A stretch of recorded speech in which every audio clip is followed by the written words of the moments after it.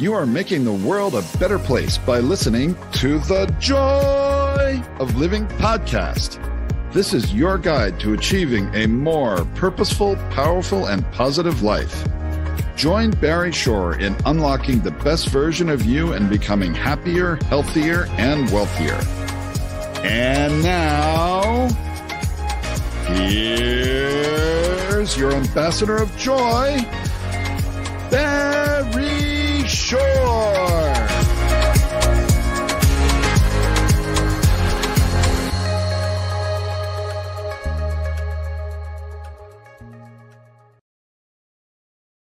Good day, beautiful, bountiful, beloved, immortal beings, and good-looking people. Remember, you're good-looking because you're always looking for and finding the good. You found good in abundance because you tuned in consciously and conscientiously to the Joy of Living with your humble host, Barry Shore, the ambassador of joy. Notice I didn't say the ambassador of joy. The ambassador of joy. And you know, you tuned into this show for one reason only. And it's the best reason in the whole world, because you care the most in the whole world about you. Y-O-U. That's right, because when you become the best you make the world a better place. You build more bridges of harmony. You create more joy, happiness, peace, and love in the world. Now, you know, because you either have been following us, being with us, and we're blessed to have an audience over 520,000 people, and you're always telling your family and friends. So, well, now it's August of 2025. By the end of the year, we should be at 1 million people. And all we do is we ask you to share this with 5 people. That's it, just 5. You want to share with 50 or 100? Great. But at least 5 people who can touch at least 1 million, 2 million people every show. Because you know, in this show, we discuss the 3 fundamentals of life. And when you use these 3 fundamentals of life, the result is you'll be happier, healthier, and wealthier. Who doesn't want that? Now, the 3 fundamentals of life are, number 1, life, your life has purpose. And when you lead a purpose-driven life, number 2 happens, you go mad. Now, MAD is a wonderful acronym that stands for make a difference. You lead a purpose-driven life, you make a difference in the world. And the 3rd fundamental is to uncover the power and the secrets of everyday words and terms. Simple example, this show is carried over the internet. And it touches millions of people around the world, as I said, because you're sharing with 5 people. So if you ask anybody, what does www stand for? Invariably, it has to do with the internet. Factually speaking, they're correct. However, in this case, you have to know www stands for what a wonderful world. And what is the word, right? WHATA. Because we live in the world of the positive, purposeful, powerful, and pleasant. So we unlock the power and the secrets of these everyday words and terms.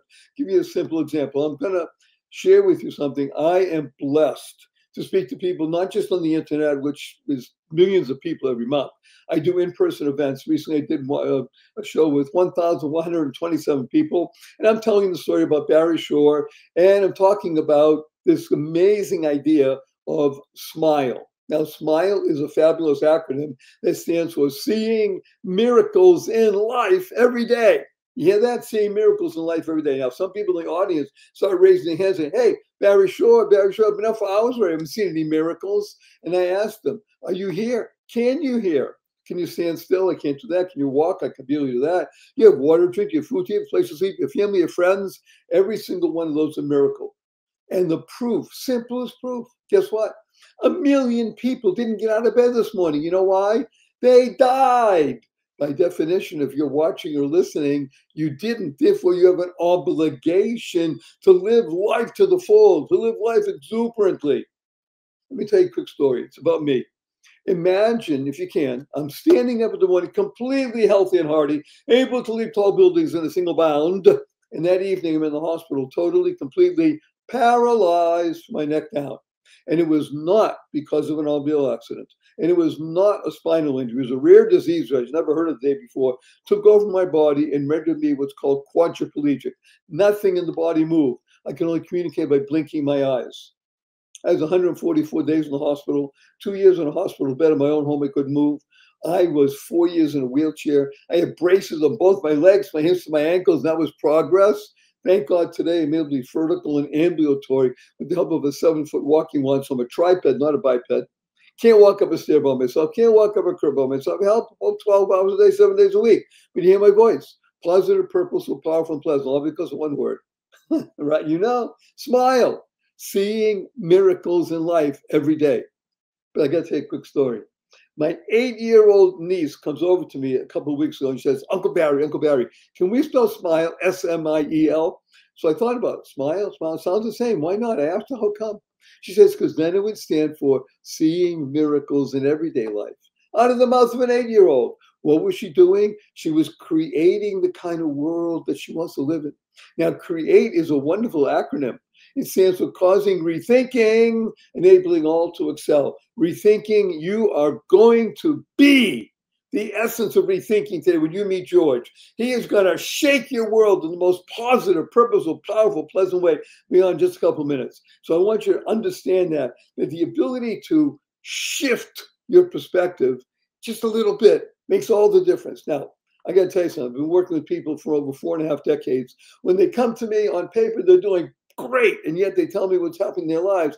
And what they did is they dropped the F in shift, and the other stuff happens. You got to be effing careful with your Fs. You want to shift your perspectives a little bit. You'll be able to internalize, utilize, and leverage the 6 most important words you'll ever learn, which are choice, not chance, determines your destiny. How you choose to respond in any given situation will enable you to have a path in life and a trajectory. Now, before we bring on amazing George, and he's going to evolutionize your world, I want to warn everybody, I use a lot of 4-letter words. I even use the 4-letter FU word, and I do it for fun and the shock value. Now, of course, the 4-letter words that we use, because we live in the world of the positive, purposeful, powerful, pleasant, are love, life, hope, play, free, gift, swim. And the 4-letter FU word is fun. Fun, that's right. F-U, capital N, capital N. So after the show, you see your family friends, a twinkle in your eye, a smile on your face. Remember that stands for point your finger, say F-U, everybody. Remember to add capital N, capital N. Where'd you get that? I listened to Barry Shore. You got to hear what I heard on his show today. It was amazing. You got their attention. Now you can share with them. So before we bring on George, I want to urge everybody to use the 2 most powerful words in English language 3 times a day from now, the rest of your life, and you'll be happier, healthier, and wealthier. These are thank you, thank you, thank you. Thanks stands for to harmonize and nurture kindness. Kind is a fabulous word that stands for keep inspiring noble deeds. I can't think of anybody right now that inspires noble deeds more than wonderful, amazing George J. Chanos. George, please say hello to 517,822 people around the world. Hello. Okay, so those of you who are privileged to be watching have just seen one of the most great beatific smiles you'll ever experience. And if you're only listening, well, you'll be able to hear it in his voice, because George is a remarkable being. If I taught you everything about him, take the rest of the show. I'm going to give you 3 data points. You ready? Number 1, he is concerned, caring, and capable to explain what's happening, not just now, but in the future. So bear that in mind. Number 2, George was the Attorney General for the state of Nevada, not a small thing. And he was smart enough and good enough to walk away from politics and the law. Wow, that's a big wow. And the third thing, he's happily married with kids, and he does stuff in the world to enhance the ability for people to help people. So with that introduction, George, let's jump right in and talk about that which is really not just on your mind, in your heart, in your soul, what's making you tick these days, which is what you call Uvolution, not revolution, not evolution, but Uvolution. And I'd let you take the stage and talk to us, wonderful George. Yeah, well, thank you. So, you know, what you're referring to is Uvolution. It's like the word evolution, only it's got a U instead of an E. And Uvolution is a purpose-driven community of people helping people. So that's basically the premise behind the community. It's something that I've started.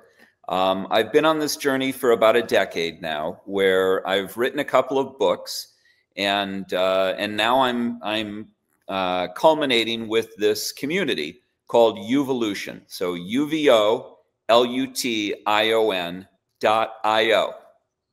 And the concept. Let me interrupt just a moment. As I mentioned on all of our shows, don't write anything down. Don't take notes. Everything is in the show notes. You don't have to just experience George. Just be here. The reason we do this is so you can record it and watch it again. And then you pause it and do whatever you want at your time. You control the time.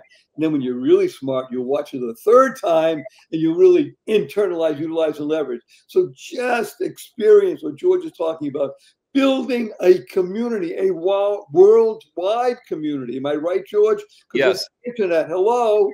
We're not located here just in Las Vegas, Nevada, or Nevada, or California, or the United States. It's worldwide. Everybody can participate. Correct? Yes. Yes. Absolutely.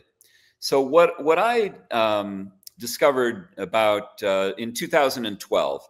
So it's been 13 years now. In 2012, I had a heart attack. My daughter was 15 years old, and it was a wake-up call. I was concerned about not being here for my daughter's future. So I began to write a letter to her. That letter became very long, and after I looked down and saw it was over 100 pages, I realized this isn't a letter, this is more of a book.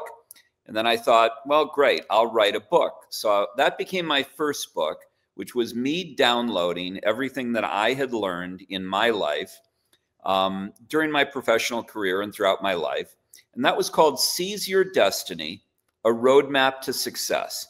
And it was essentially me doing what I set out to do, which was, in the letter, downloading advice to my daughter, to my young daughter, in the event that I had another heart attack and I wasn't there to, continue to guide her.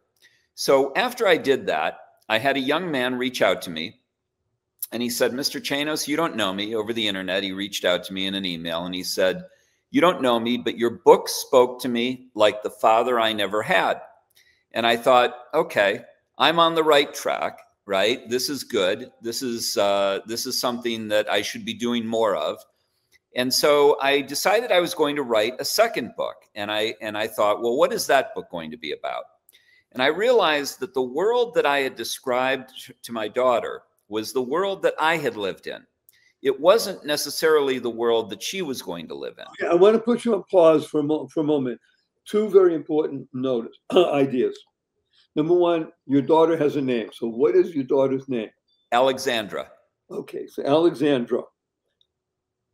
I'm going to make a note of it mentally. I'm going to say something. It's actually quite important that her name is Alexandra. And I didn't know this till this moment. Why? Because one of the people that really did change the world at a young age was a man named Alexander.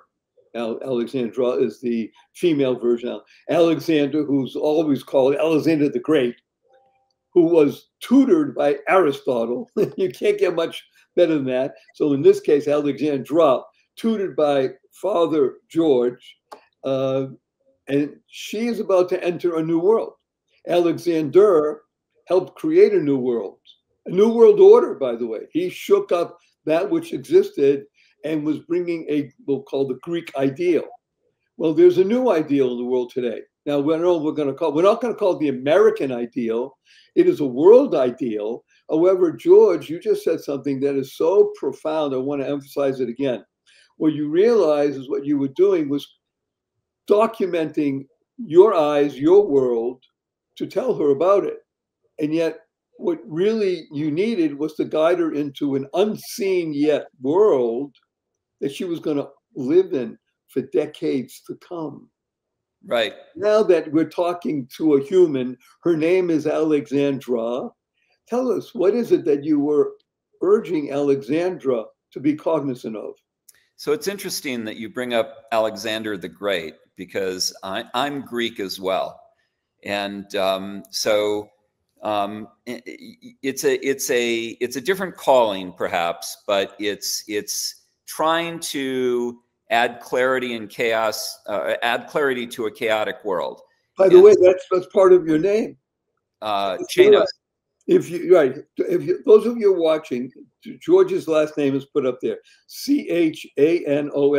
If you remove the N, which we'll call normal for the moment, remove the N, what do you have? Chaos. Yeah. So we have a lot of chaos in the world today, and we're going to have more. And the question is, how do we move through it in a way that leads us into a second enlightenment, as opposed to dystopian despair? And I believe that we're at a tipping point. I believe that technology is immensely powerful. So let me back this up a little bit. So after the heart attack, after the first book, I started to realize I would write about the future. So I had to research the future. So I'm a trained researcher. I'm a lawyer. I've argued before the United States Supreme Court. I won 9-0. I ran the state's largest law firm, the Office of the Department of Justice, the Attorney General's office. And so I began to start looking at the future. And what I saw amazed me. I had never done that before. I had never spent the time looking at what would happen over the next 30 to 40 years. But I did that in preparation for my second book. And that book is this book. It's called Millennial Samurai, A Mindset for the 21st Century. Okay. It's 182 chapters that are only 1 to 3 pages each for the short attention span reader. People like Alexandra, my daughter. So young people, their attention spans have shrunk. And the reason their attention spans have shrunk is because social media, things like TikTok, that deliver information in short sound bites, actually through a concept called neuroplasticity, shrinks our attention spans. And so they're not as, adept at long form learning as we were. And so you have to kind of take the message to them. You have to go where they live, which is on their phones. And you have to give them what I call, what is being called micro learning. And so I've developed a collection of micro learning content over the years. I began my research. I saw some extraordinary things. Let me tell you a few things. Wait a minute. I want you to put on pause for a moment. I'm happy to tell you, George, and people listening know, we have a worldwide audience. And I mean worldwide. We have emails and comments from people in Bhutan, in the Congo, throughout Latin America, all over the United States, I mean, all over the world. And people are thirsting. The people we communicate with are highly intelligent. They are driven to learn. 88% of them under the age of 35. And no matter what age they are, they're interested. Everybody wants to know about what you're talking about right now. The future. Because, gee, we all know something's happening, is happening fast. What are we going to do? How are we going to not just survive, but how are we going to thrive? Is that what you want to talk about? Yeah. Thriving in the future. Yeah, absolutely. So I spoke at a conference recently, the Breathe conference. There was an executive from Google who saw me speak, and she came up and she said, "Visionary, would you come back and speak to Google leadership?" And so I came back to Mountain View, California, and I spoke to Google. And here's what's going on. So first of all, we are entering in the midst of a technological revolution that will dwarf the Industrial Revolution, right? Stephen Hawking, theoretical physicist Stephen Hawking, said that the singularity, that moment in time when machine intelligence would eclipse human intelligence, would be the greatest event in human history, greater than fire, greater than the wheel, greater than anything that humankind has ever experienced or conceived. Ray Kurzweil, the head of AI for Google, said that this moment that Hawking was talking about, this singularity, would come as early as 2029. That's only 4 years away. People like Elon Musk have said that it may come sooner. I believe it may come sooner. The head of Microsoft was interviewed last year, and he said, "We're being very judicious about what we're releasing to the public." So they just came out with ChatGPT 5. Okay, hold on. We're going to put you on pause. We're on the edge of our seat. We want to know, is it going to happen in 6 months, 2 years, 3 years, 4 years? Oh my gosh. We'll be right back. We have sponsors that love our show. We wouldn't have them on if we didn't think they're worthy of your time and attention. We'll be back with more George, who is going to reshape and not allow you to be in chaos. We'll be right back with this brief message. Don't go away. Hello, skincare connoisseurs. If you think you have tried everything in skincare, you are going to love what I am about to tell you. I'm pharmacist Benjamin I. Fuchs. I'm a dermatology pharmacist, and what I've discovered in my compounding pharmacy after decades of working with patients with skin traumas and skin diseases is the missing link in skincare is topical essential nutrition. And because of this missing link, we're not maximizing the potential of topical skincare. We're leaving skin beauty and skin health on the table. And that's why I formulated my Truth Treatments. Listen, the skin's an organ. It needs and wants and craves nutrients, vitamins, minerals, amino acids, fatty acids, and plant-derived minerals, and now it can get them in super high concentrations in my Truth Treatments. Originally formulated for dermatologists and their patients, now they're available to you. Check them out today at truthtreatments.com, and I know you are going to love the truth. Good day. Beautiful bonds with beloved immortal beings and good-looking people. You're good-looking. So always looking for and finding the good. Our cup runneth over with good. His name is George Chanos, and he is teaching us, sharing with us, uncovering for us what he has discovered in his deep research about not the present, not the past, the future. Because the future is N-O-W. Now. Is that fair to say, George? It's now. Absolutely. We're in it. So Kurzweil, head of AI for Google, tells us that we will reach the singularity, that moment in time when machine intelligence will eclipse human intelligence by as early as 2029. Some say earlier. And from there, what happens is really extraordinary. So if that's not extraordinary enough for you, Kurzweil goes on to say that by the 2040s, artificial intelligence will not be our equal. So today it's not our equal. By 2029, it will be our equal. After that, we will experience what's called an intelligence explosion, where AI, self-learning, true superintelligence will begin learning at a rate that we can't even fathom.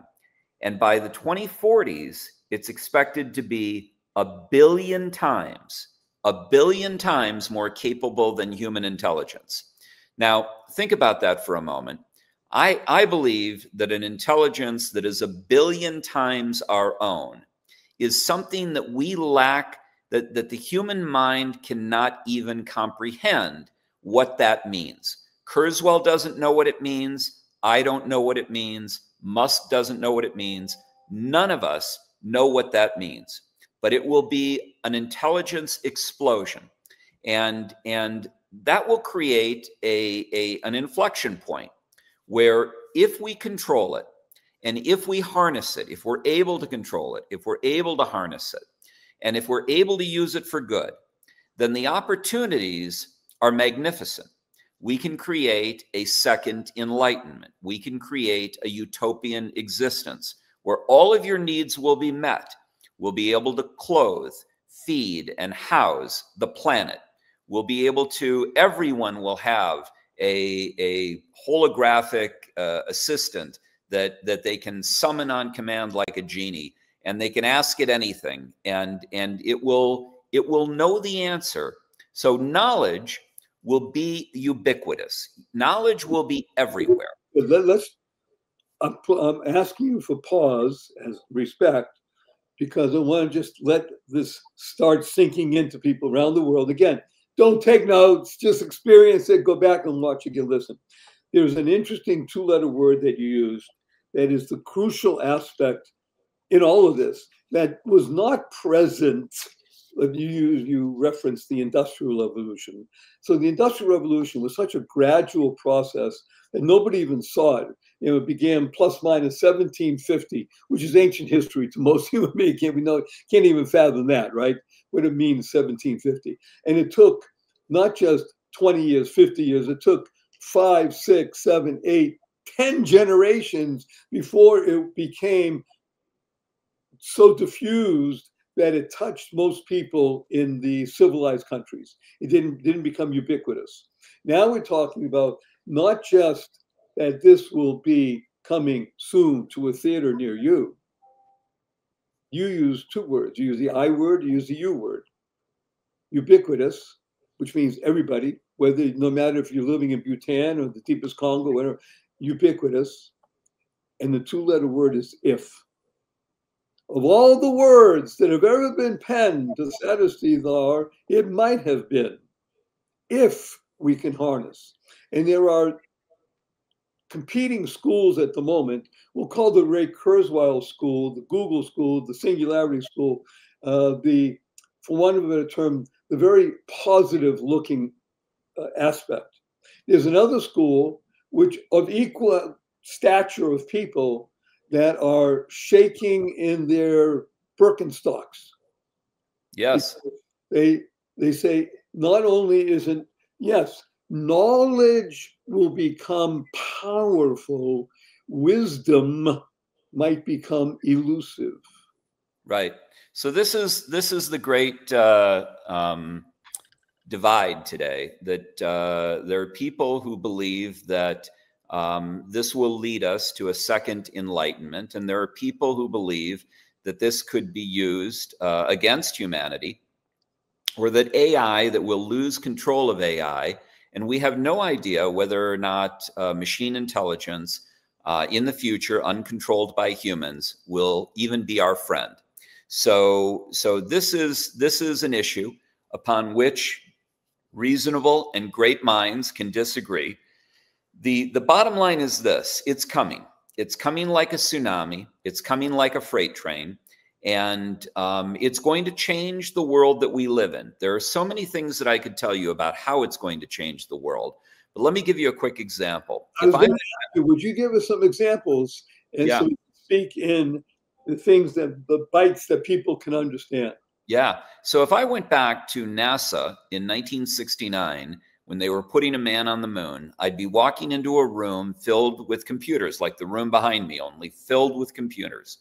And that's what it took to put a man on the moon. Today, your phone, your child's phone, has 100,000 times the computing power that NASA had in 1969. Now, if I were to transport back into 1969 and show up with this phone and tell the NASA scientists that my phone had 100,000 times the computing power of what was in their room, they would have put me in an insane asylum. Now, Gordon Moore of Intel postulated Moore's law, and he said back then that computing power would double every 18 months, and it would halve in cost. This has reliably occurred for the past 50 years. AI is very different. AI is not doubling every 18 months. AI is 10xing, 100xing, 1000xing, and the periods of time that it takes for that to happen. The difference between ChatGPT 4 and ChatGPT 5 is not a double. It's a 10x in some areas, and it's 1,000x in other areas. And it didn't take 18 months. And in fact, I believe they had ChatGPT 5 probably a year ago, but they were being very judicious in what they were releasing to the public. So they already have a ChatGPT 6. It's just too powerful. Let's give it to us.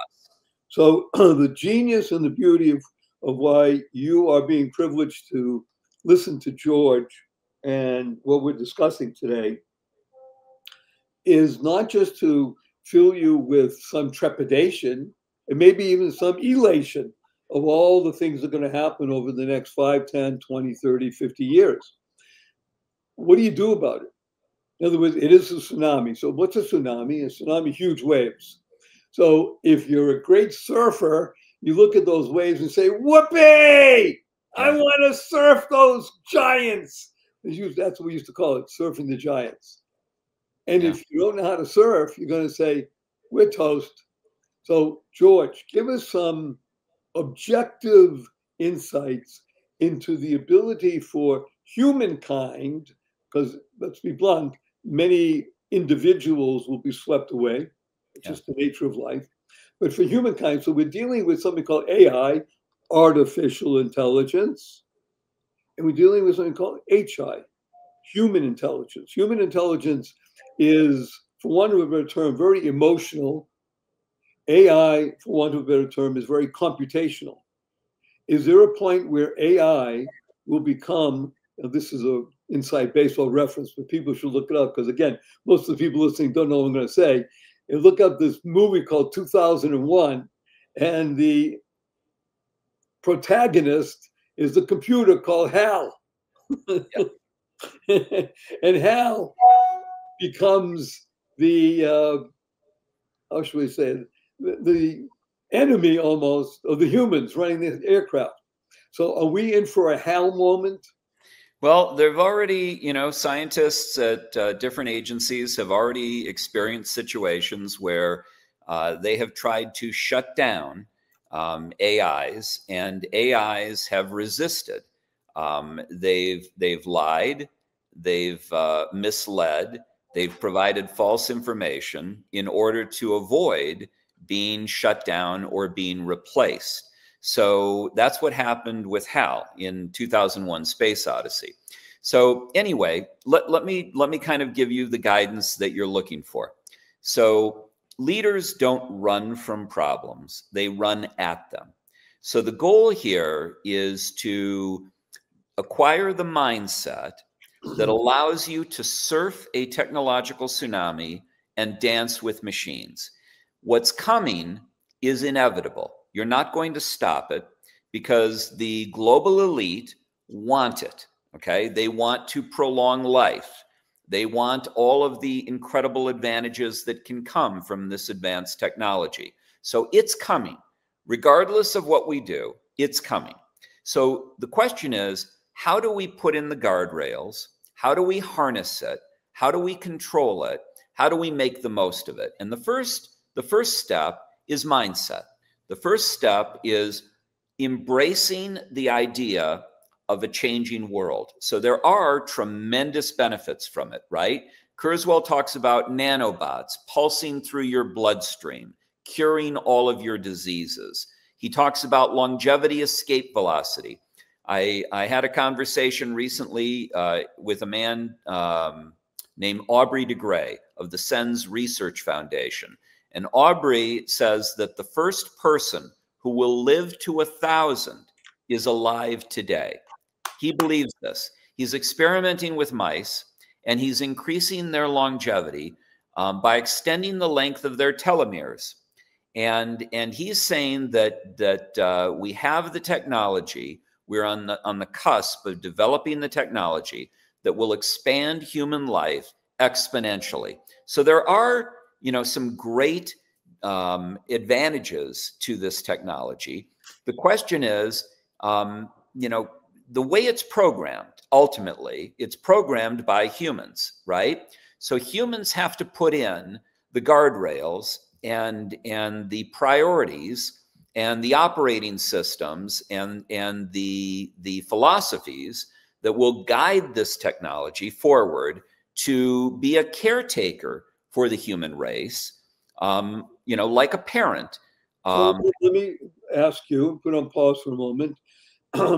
And since we're talking about computers and history of computers, and again, referencing 2001 Space Odyssey, which was ahead of its time because it was made prior to 2001, and yet it's so ancient in terms of what it looks like, and yet it's so prescient.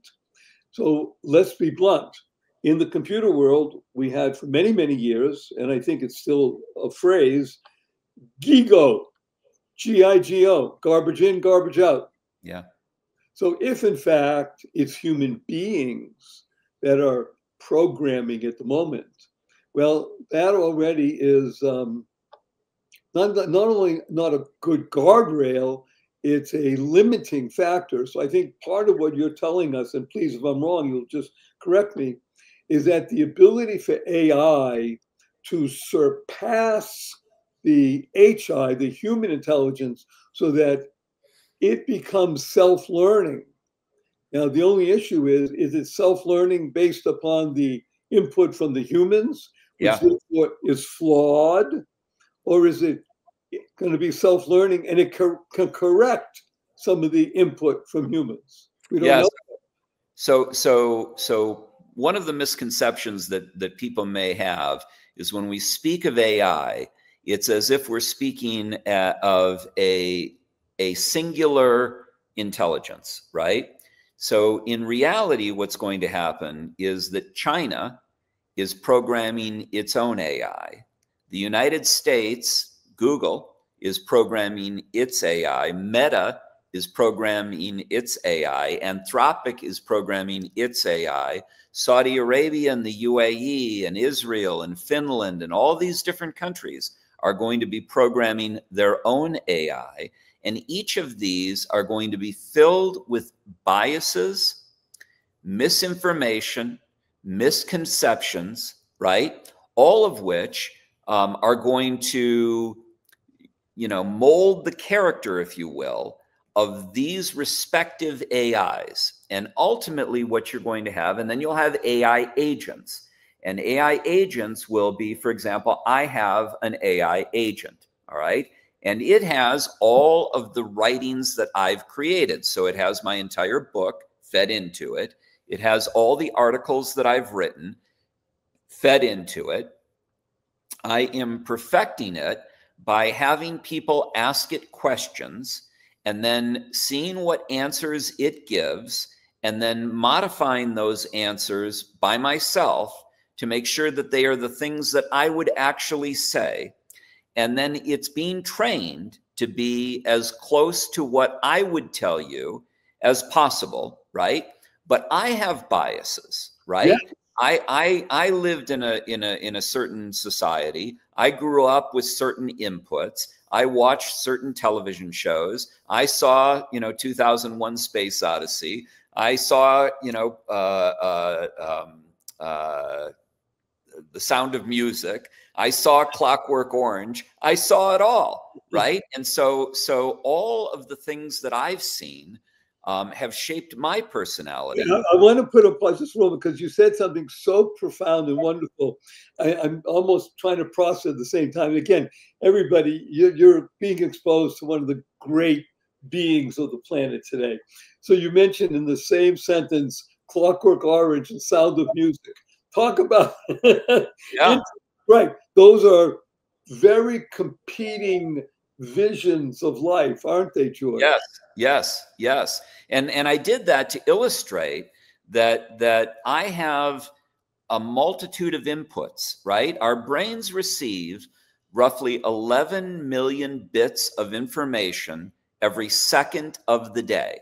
So our brains are being loaded with masses of information since the day we were born.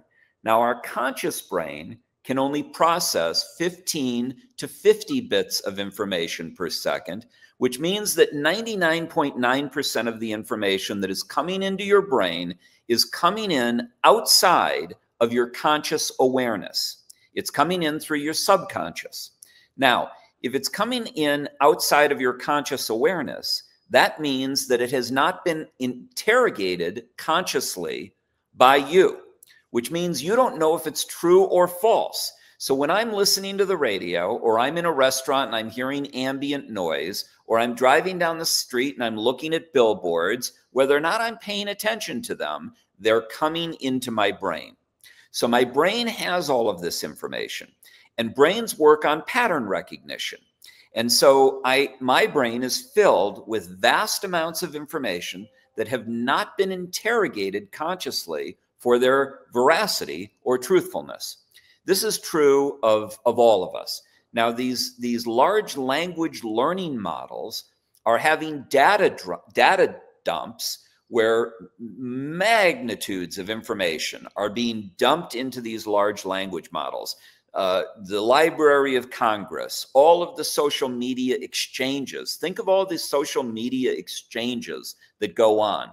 The incivility, the harsh comments, the insults, the false information. All of that information is going in to train an AI, along with, you know, holy scriptures and from all the world's religions and all the teachings of various philosophers throughout the ages, whether it's Aristotle or Plato or whether it's modern philosophers. There are all sorts of new writings that are coming out, new theories that are coming out. All of this is going into this brew, if you will, this cocktail. Oh, well, this is interesting. There's a famous jazz musician named Miles Davis. One of his greatest albums is called Bitches Brew. Yeah. Or as William Shakespeare used to call it, the Witch's Brew. Yeah. However, there's something being conjured up here, George, and everybody's going to be on the edge of the seat because there's more George Chanos coming on the other side of this wonderful break. Don't go away. We wouldn't have these people here. We didn't think they're worthy of your time and attention. Be right back with more chaos and altogether knowledge. Be right back. Opportunity. What an opportunity. I'm going to use 2 4-letter words right now. Free gift. Free gift. Yes. You can have a copy of my best-selling book, The Joy of Living, How to Slay Stress and Be Happy, the ebook version for absolutely free. All you have to do is send an email to me, Barry, B-A-R-R-Y, at barryshore.com, and in the heading, the subject line, just write, free gift. It's as easy as that. This is a life-changing, life-enhancing opportunity. Barry at barryshore.com. You'll be glad you did. Thank you, thank you, thank you. Free gift. Do it now. Take the action. Make it happen right now. Best wishes. Bye.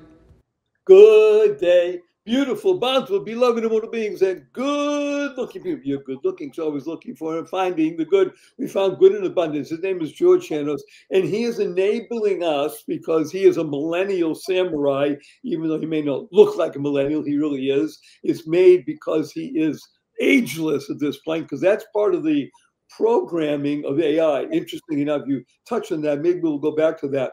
And we're discussing anything and everything from the idea of singularity to multiplicity.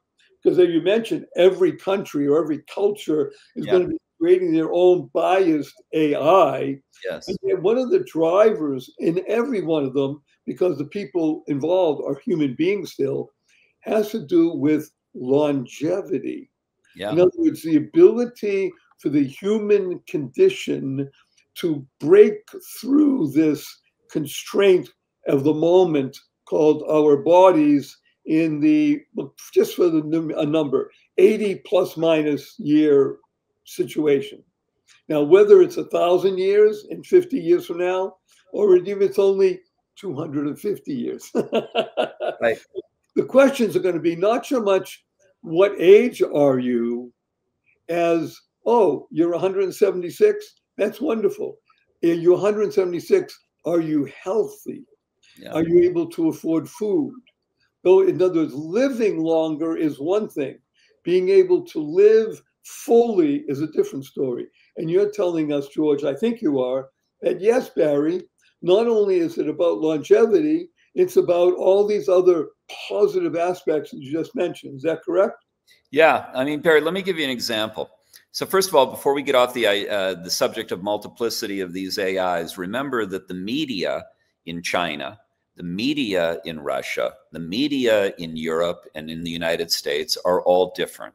They're telling different stories. They offer different narratives, right? These are the viewpoints that are being expressed by those cultures. Well, their AIs will probably be no different. Their AIs will be fed information. China's AI will be fed information that is sanitized, right? That is the type of information that they want, that contains their worldview. The US's AI will similarly be molded in our image, right? This is not unusual. This is, some say this is the story of creation. The winners write history. Right, exactly, exactly. So, when we talk about longevity, let me give you some examples. that are kind of earth-shattering about how AI will change humanity as we understand it and life as we understand it. So first of all, when we think about longevity, escape velocity, and we think about nanobots pulsing through our bloodstream, curing all of our diseases, we think about the current vessel that we occupy, right? You think about your body, and you think about who you are, what you look like, how old you are, you know, what you're capable of doing, and, you know, technology improving upon that, right? But basically improving upon the model. Well, it may be very different than that, Barry. It may be that Yuval Noah Harari, who's a brilliant philosopher and scientist, he's written. Sorry, what's his name? What's his name? Yuval Noah Harari. He's an Israeli. It's all in the show notes. And yeah. Yuval is one of the most prolific and widely read philosophers that's on the planet today. Yes, absolutely. So he spoke at the World Economic Forum in Davos in 2018, and he said that organisms are algorithms. And in order to recreate the human organism, we only need two things. We need computing power and we need data, primarily biometric data. So what he said is that we now have biometric sensors. And these biometric sensors can turn the chemical reactions in our bodies into electronic signals that a computer can read and understand. And if we have sufficient data about the human body and the human organism through these biometric sensors and through technology, and then we have sufficient computing power, that we will be able to recreate the human organism or any other new species that we choose to create through just computing power and data. So, number one, that means that they could take you, Barry, and conceivably, they could recreate you. They could recreate. George is pointing to me because, as everybody knows, I've been following us, and thank you for being with us over the years and such. So you all know that I used to be completely paralyzed. So I'm only paralyzed from the waist down now. So I can already feel nanobots and computing power rushing through my body and enabling my legs to move. Yes. So it could work that way. Yes. So my point is, Barry, it could work that way, where whatever deficiencies you currently are experiencing could be cured. That's one possible outcome. Right. And another possible outcome is actually where you are recreated and from scratch. And I can choose hair color, eye color, et cetera, et cetera. Everything that was you from the beginning would be recreated and would grow and evolve just like you did. And it would be infused with all of the knowledge that you already have accumulated over your 70 plus years, right? And so that's another, possibility. The scientists in Japan have taken a skin sample from a mouse, the tail of a female mouse, and they've created a gamete, a sperm and an egg from a single skin sample from a female mouse. So no male involved. And they created a gamete, a sperm and an egg, and they fertilized 8 pups, 8 mice that had the DNA of the donating mother mouse, female mouse. Now, the scientists who have done this have said that it would be naive that we would not be able to do this with humans. So they could conceivably take skin samples from multiple humans and create an offspring that contains the DNA of those multiple humans. And it could be 5 women. It could be, 8 men. It could be whatever they chose to use as the samples to create a new being. So these are the types of things. Now think about the impacts on religion. Think about the impacts on medical ethics and morality. right? All of these issues are issues that we will be dealing with going forward. But these are the possibilities. These are the opportunities, whether you call them opportunities or threats. These are these are the things that we're going to be deliberating and engaging with as we move forward. Okay, Alexandra, it's all for you. Yes. George, yeah. I came up with an acronym for your name during one of the breaks. Would you like to hear it? Sure. So George is George, right? George stands for Generating Energetic Opportunities, Rewarding Generously Every Day. Oh, thank you. Thank you. That's you. Thank you. So this is, to say the least, remarkable, wondrous, fascinating, scary, and at the same time, scary, of course, is to be scared, S-C-A-R-E-D, the same letters spell the word sacred. So we are in this unique place and time and privileged to be here, to be able to even begin to discuss these things, George. So speaking of things and time, I'm loath to say the words I'm about to say. I'm going to do it anyway because it's time and this is the reality of what we deal with. We're coming to a close in our time together in this session. So I have 3 quick questions for you. Wonderful George, are you ready? Yeah. Number 1, will you come back again? Sure, anytime. Love to. Very good. George Chanos, you have only 80 seconds to answer this question. What is your most fervent desire? My most fervent desire is that humanity evolves emotionally, and we're already quite evolved intellectually. So evolves emotionally and spiritually to the point where we are able to lead humanity. Leaders among us are able to lead humanity into this second enlightenment, this utopian existence that I believe technology offers the possibility of. So my most fervent hope is that we do that. And that's one of the reasons, just to circle back, why I created Uvolution.io, because it's intended as a community for people to gather together, for the young and the old alike to share what they know and to help one another to move forward in the most extraordinary period in human history, right? It's people who have climbed mountains who are helping people who want to climb mountains, together climbing the greatest mountain that humanity has ever experienced. And that's what Uvolution.io is all about.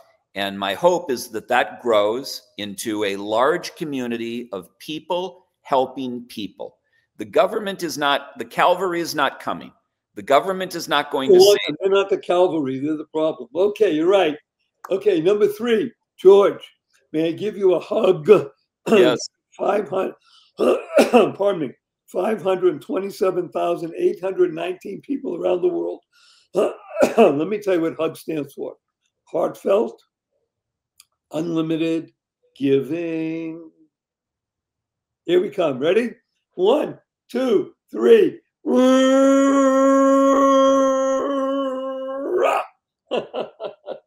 Thank you. Listening to, of course, The Joy of Living with your humble host, Barry Shore, and our amazing guest, George Chanos. Remember, this show is not about George. Great, amazing person he is. It's about you. It's not about Barry Shore, fabulous fellow. It's about you. It's about you becoming the best you possible, joining the community and spreading the word. Because when you become the best you make the world a better place, you build more bridges of harmony, create joy, happiness, peace, and love. Remember, 3 fundamentals of life. And you use these, you'll be happier, healthier, and wealthier. What are these 3 fundamentals? Number 1, life has purpose. Lead a purpose-driven life, which is what George has been talking about with AI, purpose-driven. You go mad. MAD stands for make a difference. Make a difference in the world by joining the community. And number 3, unlock the power and the secrets of everyday words and terms like smile, seeing miracles in life every day, create, causing rethinking, enabling all to excel. Remember what my 8-year-old niece says, smile, see miracles in everyday life. And remember to use the 2 most powerful words in the English language 3 times a day, every single day of the rest of your life. You'll be happier, healthier, and wealthier. These 2 words are thank you, thank you, thank you. Use 4-letter words. And remember, because we live in the world of the positive, purposeful, powerful, and pleasant, these 4-letter words are love, life, hope, play, free, gift, swim. And tell the world to F you, capital N, capital N. You do that, get people's attention, and now you can talk to them about what George has mentioned, which is life in the future. And a blessing from George and Barry. Go forth, live exuberantly, spread the seeds of joy, happiness, peace, and love. Go mad. Go make a difference. George, don't go away. Thank you for listening to this episode of the Joy of Living podcast. Now that's another step towards your healthier, happier, and wealthier life. Never hesitate to do good in the world, no matter what the situation. Join us for another upbeat discussion next time at barryshore.com. And be sure to leave a rating and subscribe to the show to get more conversations like this. And remember to share it with your family and friends too. See you on the next episode.